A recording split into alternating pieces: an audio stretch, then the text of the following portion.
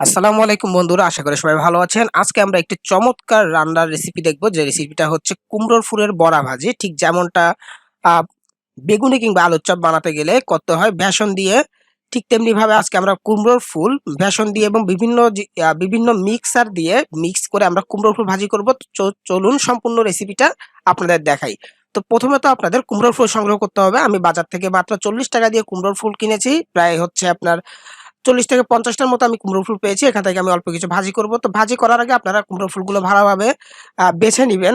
খোসা যেগুলো আছে, বাইরের খোসাগুলো ফেলে দিলে সবচেয়ে বেটার হয়, এবং ভেতর থেকে আপনারা ময়লাগুলো থাকলে ময়লা পরিষ্কার করে নিবেন, এবং ময়লা পরিষ্কার এবং খোসা বাছাইয়ের পরে আপনারা কুমড়োর ফুলগুলো খুব ভালোভাবে ধুয়ে নিয়ে পরিষ্কার করে ধুয়ে নিয়ে আপনারা এই পানিটা ঝরিয়ে ফেলবেন। পানি কিন্তু রাখবেন না, পানি রাখলে কিন্তু কুমড়ো ফুলটা ভালোভাবে ফুলকোভাবে ভাজি হবে না।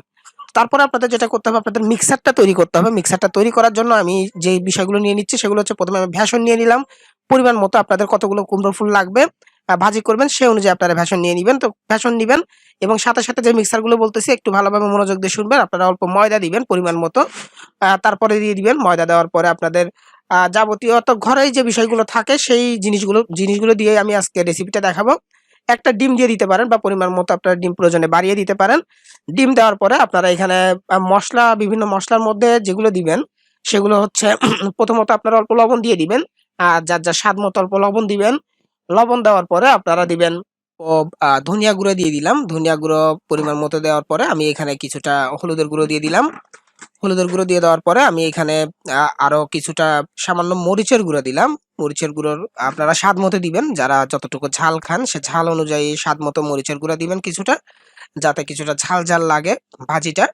এরপর আমি এখানে অল্প চটপটির যে মশলা, চাট মশলা বলে, সেই মশলাটা আমি কিছুটা দিয়ে দিলাম। আপনারা চাইলে অন্য মশলাও ব্যবহার করতে পারেন এখানে, যার ঘরে যেটা আছে সেটা ব্যবহার করতে পারেন। এরপরে আহ পরিমাণ মতো ঠান্ডা পানি দিবেন। ঠান্ডা পানি দিয়ে যাতে এটা একটু মাখো মাখো হয় সে পরিমাণ মতো পানি দিবেন।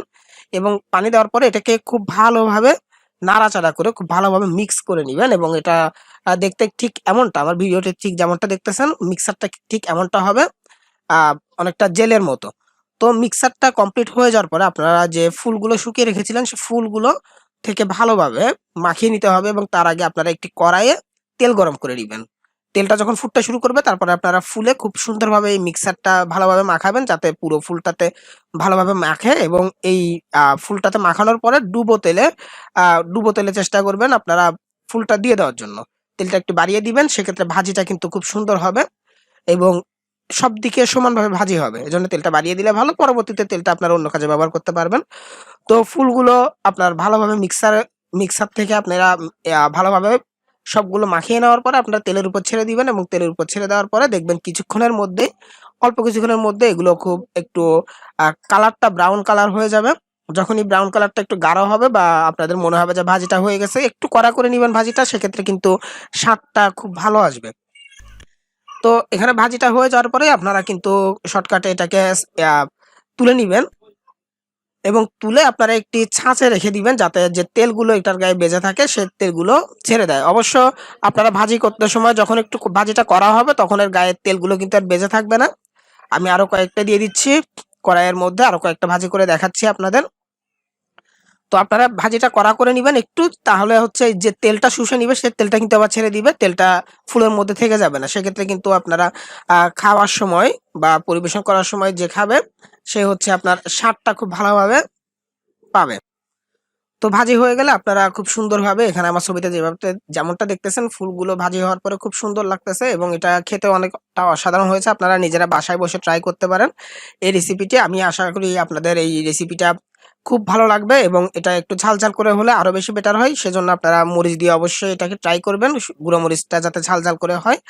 তো রেসিপিটা এতটুকু ছিল। আশা করি রেসিপিটা ভালো লেগেছে। ভালো লাগলে অবশ্যই লাইক, কমেন্ট, শেয়ার করতে ভুলবেন না, এবং আমার চ্যানেলটি সাবস্ক্রাইব করতে ভুলবেন না, এবং পাশের বেল আইকনটি ক্লিক করে দিবেন। এতে করে আমি পরবর্তীতে যখন কোনো রেসিপি ভিডিও পোস্ট করব আপনি একটি নোটিফিকেশন পেয়ে যাবেন। ধন্যবাদ সকলকে।